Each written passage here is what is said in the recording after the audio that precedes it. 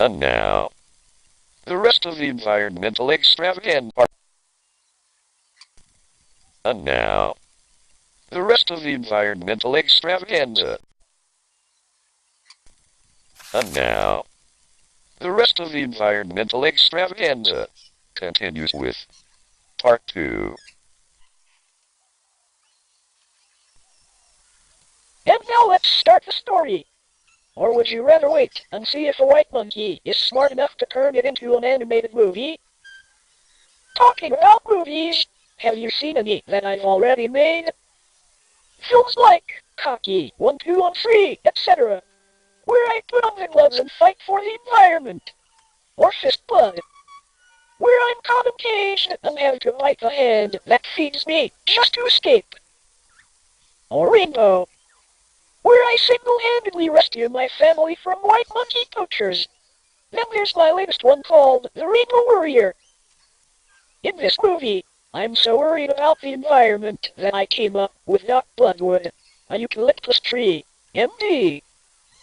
Doc got word from the grapevine. Those grapevines know all the gossip that one of our overseas recycling cousins, a toucan, was spreading the word about a bush, or a weed, or something like that, which had taken root in America and was quickly spreading over the entire planet. The toucan's Polynesian accent was hard to understand, but he said something about a coyote protocol and roadrunners polluting the air. But enough about my movies, we're here for this book. So, let's get on with it. Clean up the forest day. It was a very long, cold winter. Well, it seemed that way to us parrots. But that was probably because we worked our feathers to the bone cleaning up after the white monkeys. With a dream that by summer the forest would be happy and healthy again. But dreams don't always come true. And so, with the sunshine, came more monkey madness, in the form of plastic rubbish. And there was tons and tons of it. Ma said, "They must spend the whole winter blowing the stuff in their huge concrete shovels, and then spend the entire summer scattering it around the forest." The odds of winning were against us, and we were just about to give up when Pa made the suggestion that I go and ask an old fig parrot for guidance. If anyone could save the forest, it was Miss Orlet, Pete's wise old teacher. I searched far and wide for her. Then I asked a real estate agent for her address, and finally found her nesting in a branch of a rotten old blue gum. The old bird deserved a lot of respect. So when I first spotted her, I dropped to my knees, bowed, then squawked out loud, "Wise old fig parrot! Guide me in my recycling quest. Please give me the knowledge I need to succeed." Very slowly Miss Orlet dropped her head, peered over her glasses, and chattered back to me, "Succeed, succeed. You're asking me how to succeed." Then she quickly raised her blue brow and screeched out loud, "Duplication and organization are the only tools you will need, because a combination of the two is guaranteed to succeed. But be warned, in lots of these words will come things late, and you'll find that the only thing that succeeds is a term with no meat." Now, everyone knows that fig parrots have very weird little tongues and speak with lisps. But I understood every word she said, and before time could fly by, I was off in search of a paper bark tree to write it all down on. In no time at all I had flyers all over the forest. They were dropping pamphlets and screeching out loud, "Animals and plant volunteers needed. The first Sunday in every March is officially declared Clean Up the Forest Day. So come one, come all. Save the forest, save the planet, and save yourselves." The response was tremendous. Miss Orlet had saved the day. You see, her riddle had meant this: don't try and save the forest yourself. Duplicate your environmental message by teaching it to others. And then organize these new tree lovers into groups. That way you'll save twice as much forest, in half the time, with half the effort. Miss Orlick's words of wisdom soon became a huge hit with the bush poets. Even some old politicians, a hawk and a peacock, were so impressed that they commissioned a woodpecker named Rufus Tree Creeper to immortalize her words forever by etching them into the trunk of a eucalyptus scribbly gum. Clean Up the Forest Day was such a success that even the military wanted a bit of the action. Major Mitchell sent a squadron of helmeted cockatoo paratroopers in to help. They were led by Uncle Vinny, who had been trained as a professional soldier parrot and the only parrot in the forest to be awarded a PVC Medal for Bravery, which stood for the Polly's Victoria Cross. Uncle Vinny quickly formed us into an independent squad of poly mercenaries and named the group the Teeny Weeny Greenies. He taught us how to collect plastic by swooping down on it, flying it to the collection area, and drop it into the correct recycling bins. Our cousin Carbonate, a great black cockatoo, was one of the strongest members of the Polymer family, so we put him in charge of pushing the bins up to our huge tree recycling plant. Even cousin Urethane, a great sulfur-crested cockatoo, joined in. He was studying to be a polymer chemist, so we put him in charge of disinfecting the plastic rubbish, which he did with essential oils that were donated by the tea trees and eucalyptus. It was a slow process, but the forest was gradually recovering, because everyone was doing their little bit to help. In no time at all, green groups sprouted up all over the forest. Even our overseas cousins, the polymorphizations and the pollinations, joined in. Every plant, animal, and insect on the planet was getting into the recycling spirit. Even cousin Kevlar. Having the right chemistry. Cousin Kevlar, an orange-shaped lorikeet, heard the news of the cleanup day and volunteered his services, which would have been great if he'd made it here, because he was small, wiry, and unbelievably strong for his size. But he got sidetracked. Apparently he had closed his tailor shop, which made bulletproof vests for the military, and started to fly over. But his trip was cut short due to his lobby engine overheating.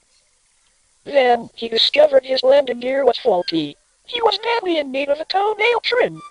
And then to make matters worse, he lost control of his left wing and crashed beak first into a eucalyptus snow gum. But every cloud has a silver gum lining. And this turned out to be his lucky day. A female diamond sparrow was backpacking across Eden on a greeny car at work visor. She saw him crash, but chose to ignore him because she was more interested in watching tree sap set. Her name was Esther Resin, and she was deep in thought, wondering if cellulose, cotton, and rayon were plastics. She was completely puzzled, so she glanced at Chav, opened her beak widely, and yawned loudly.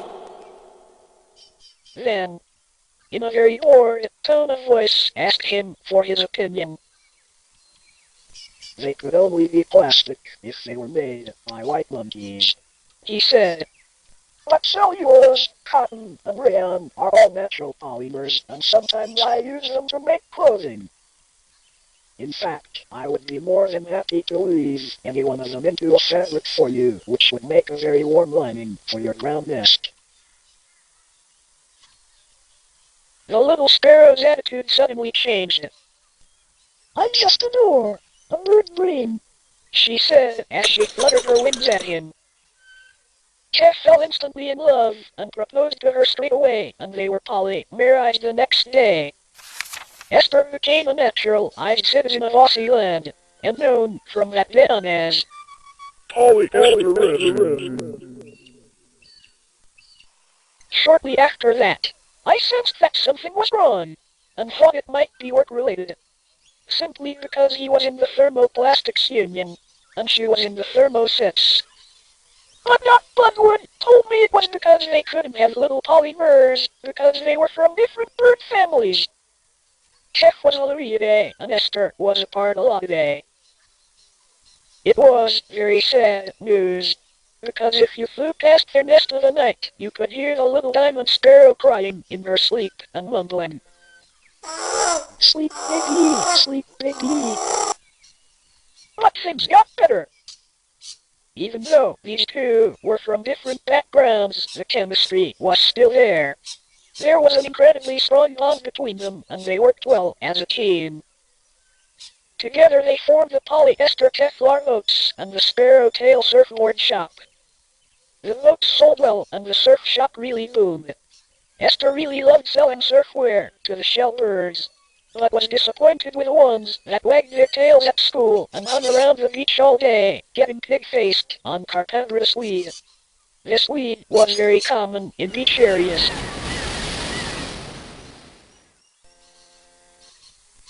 Our story continues with a right royal mess. One day, just after duck hunting season had finished, out of the blue flew Cousin Swift. He was delivering an airmail invitation from King Lorry the Aussie Land King Parrot. The message said, "Why don't you and the family pop over to the Royal Coop on the weekend for a party? P.S. Please come, or Queen Alexandra might fly off her perch again." We were left shirtless. What a great honor, Said Ma. We quickly cleaned each other up, gathered a few nuts and berries for the long trip, navigated a flight plan, then frantically flew due south as Sooty the crow flies. After a 3-day flight, we arrived at the Palace Airport, where customs officers checked under our feathers to make sure that we weren't trying to smuggle any white monkeys in. King Lorry greeted us at the palace door with open wings, and then proceeded to frisk us from beak to toe.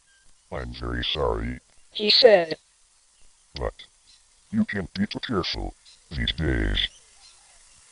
hurriedly. He escorted us up to the main perch and quickly handed each of us numbered medallions, then officially knighted us. Everything moved so fast that we didn't know what had hit us. All of a sudden a medallion with PS6 etched in it was hung around my neck. Crow got a PP5.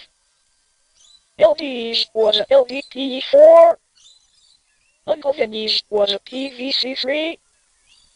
And HD got a HDPE2. Ma and Pa were very proud parents. Finally their kids had made numbers for themselves. And what about Pete? Well, he almost became extinct. You see, King Lorry was sniffing at the air, when suddenly his face turned red, and he squawked out loud, I will not be fooled again. I have the best eyes and biggest nostrils in the kingdom, and right now I'm looking at a lorikeet named Pete, and smelling a rat. Your plastic bottle may be clearer and more brittle than ethylene's, but my nose tells me that they're very similar. In fact, all of these plastic objects smell like ethylenes.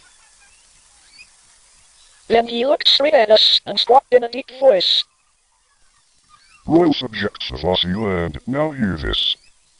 The future of our forest depends on the recycling plastics. Therefore it's important that everyone knows that styrenes, propylenes, PVCs and PEEPS plastics are all based on ethylenes. Right now I feel as if I've been lied to, and I don't like liars. Does anybody remember what happened to Terry Fallick? Terry Fallick posed as a prince and tried to polymerize my daughter, Diane, who is a princess of Wales parakeet. As it turned out, Terry was only a court jester who was brilliant at impersonations, marvelous at mimicking, and a really superb liar bird. And no one lies to the king and gets away with it.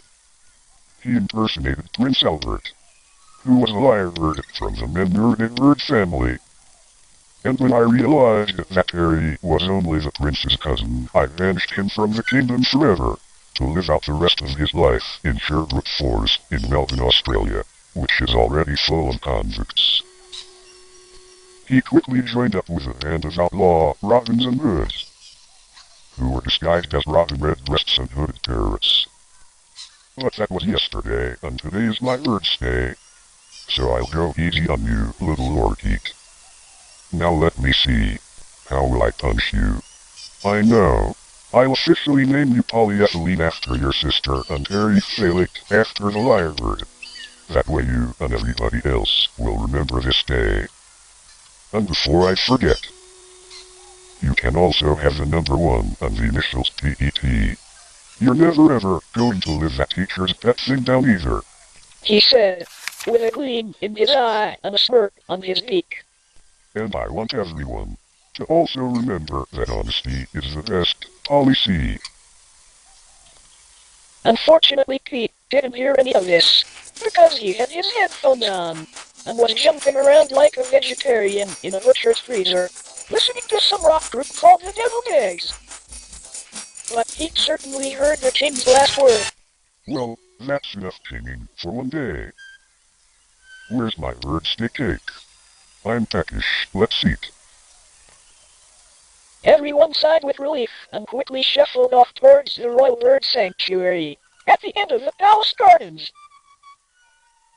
And now for a bit of romance called Love is in the Air.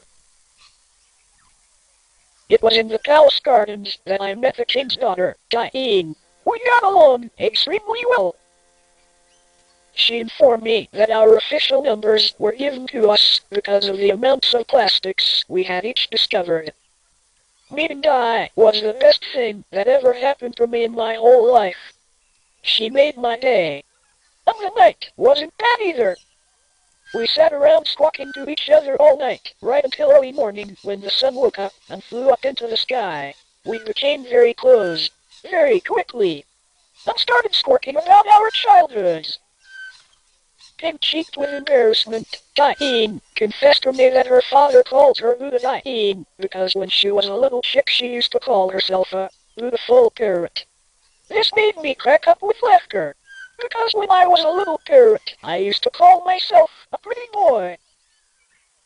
I'll never forget that night, especially the bit at the end, when we held wings under a Loranthus mistletoe bush, and ever so gently pecked. Let's continue the lovey-dovey theme with tying the knot. After that day, time flew by. But it was fast, and I couldn't catch it, so things quickly changed. My big brother Pro, being the adventurous outdoor type, flew to Tasmania and polymerized the Green Mountain Rosella, and ended up with 5 little polymer beaks to feed. During the day, when he's not socializing in trees, he's teaching immatures plastic recognition. Of an evening, he taught plastic welding as part of an adult education program held in the Brick Parrots Night School. And because he got married, he officially became a poly, with the official name of polypropylene PP number 5. And so did all of his plastic. My little sister, LD, polymerized a pale-headed Rosella who made hats. She lost lots of weight, so they called her low-density polyethylene. I haven't seen her for a while, but I know she had a daughter called Lindy R, low-density polyethylene, which was quite a meatful. Ethel's official name became low-density polyethylene, LDPE number 4. And so did all of her plastic. Uncle Vinny polymerized a parrot who was a real softie. Together they produced a soft and cuddly little baby boy bird named Vinny Little, or Vinyl, for short. Uncle Vinny's full name became polyvinyl chloride, PVC number 3. And so did all of his plastic. My big sister HD now flies in high circles. She polymerized a red-tailed black cockatoo, who was famous because he was the first Aussie land parrot to ever be illustrated. They had 2 useless little co-polymers who hung around white monkey tourist parks, living on handouts. Once upon a time she was called Huge Dimples, but she's gotten so big and strong that they now call her High Density, and she gets rather cocky about it.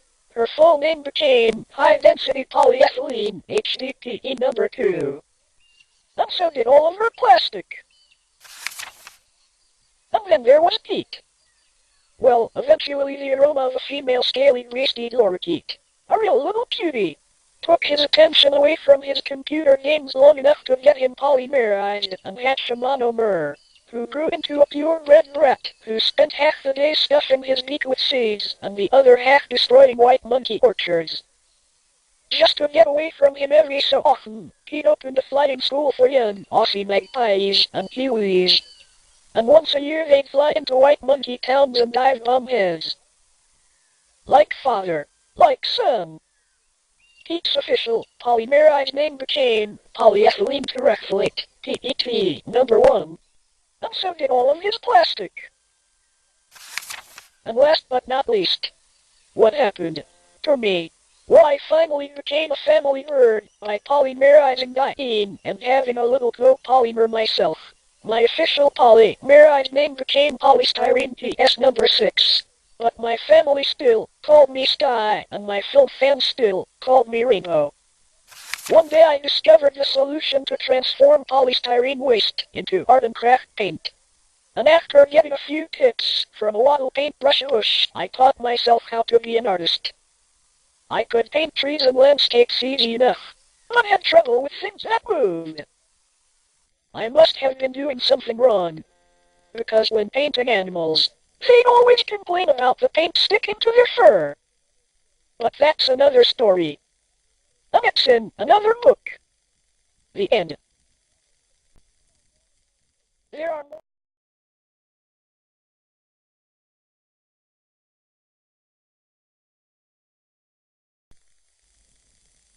Lesson 7. Clean up the forest day. The story is self-explanatory. Lesson 8. Having the right chemistry. In the story the two birds can't reproduce, and in plastic terms this is because they are two completely different forms of plastic. And thermoplastics don't mix with thermosets. Thermoplastics are the plastics that we use daily. For example, bottles are made originally from solid polymer pellets, which are melted, molded into shape, and then cooled. Thermosets are plastics that start off as liquids and harden at room temperature with the addition of a catalyst. For example, polyester, which is commonly known as fiberglass resin. Epoxy glues are also thermosets. Thermoplastics and thermosets make super strong combinations when the thermoplastic is woven into a fiber cloth such as Kevlar, and then a thermoset liquid such as polyester resin is poured or saturated into the cloth and allowed to harden at room temperature. If you think that's confusing, listen to this. Thermosets like polyester resin are turned into polymers when a catalyst, such as MEKP, is added to them. A catalyst is a substance that aids in the chemical change of other substances without changing in itself. It's commonly known in the fiberglass industry as a hardener or promoter. Catalysts such as MEKP or methylethyl ketone peroxide set off a reaction which links the molecules together into chains. It's probably also good to know that the thermoset polyester resin is suspended in an unpolymerized liquid styrene monomer. When the catalyst is added, the styrene and polyester polymerizes together. Processed differently in the factory, polyester can also be made as a thermoplastic, which can be woven and used as fabric. Lesson 9. A right royal mess. Most of our everyday plastic items are manufactured using ethylene gas. The ethylene is distilled from crude oil and used in different ways with different chemicals and different processes to make different types of polymers. For example, ethylene and benzene, benzene being originally obtained from coal, are used to make styrene monomer, which is then polymerized into polystyrene. If you didn't know that, I bet you also don't know that banana peels give off ethylene gas. This is because crude oil is only stored in the ground. It originally came from the trees and animals that were trapped underground millions of years ago. Remember, plastics don't come from outer space. They're made right here on Earth, from the Earth. It's just that we humans have rearranged the basic elements to produce strong, waterproof products that they take forever to decompose under natural conditions. Mother Nature didn't allow for man-made polymers when she designed her garden to recycle. PET plastic is sometimes initialed PETE. It's made from ethylene and terephthalate. Polyethyl terephthalate is a clear polymer which is generally used in soft drink bottle manufacture. But other types of bottles can be made from it as well. For example, clear milk bottles. Lesson 10. Love is in the air. Some plastics are so close in their chemical makeup that they can mix together and take on each other's characteristics. Butadiene and styrene are an example.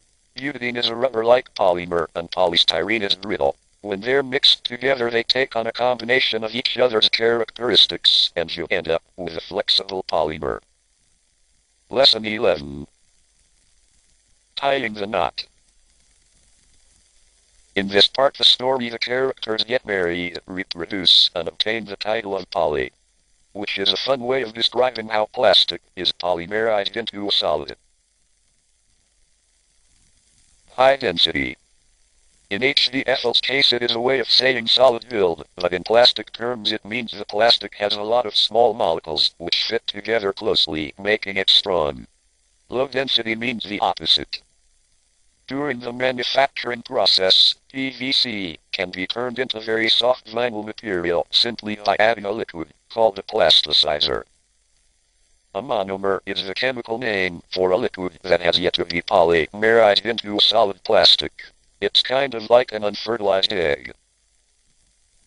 In the story Pete's child was described as a monomer because Pete married a bird exactly the same as him and together they would be recreating the identical polymerization process in which they themselves were formed, which starts off as a monomer.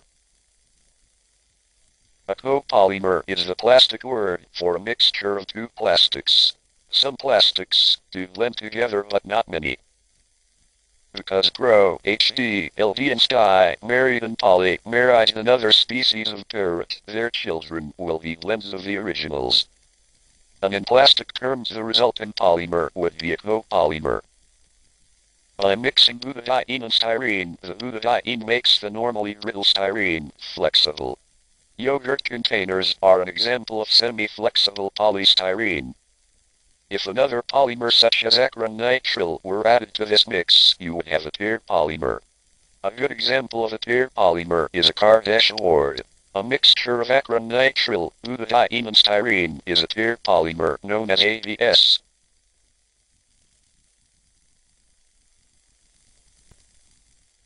Copyright